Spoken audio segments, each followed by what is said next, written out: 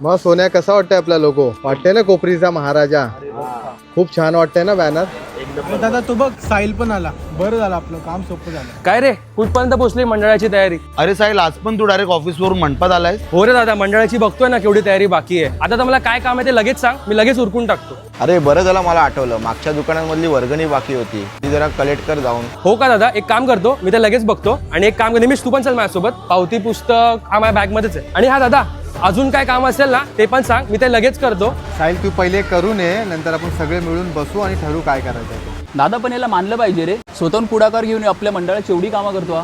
हा जो मुलगा आहे ना, हा सकाळी ऑफिसला जातो, ऑफिसवरून घरी न जाता डायरेक्ट आपल्या मंडपात येतो, मंडळाची सर्व कामं करतो, रात्री 2 ते 3 वाजता घरी जातो. एकतर हा आपला कोकणी मुलगा आहे, त्याला उद्याला गावाला जायचं आहे, म्हणून जेवढी जास्त याला कामं करता येईल आपल्या मंडळाची तेवढी हा विचार करतोय. अशी मुलं आहे म्हणून आपले मंडळ टिकून आहे.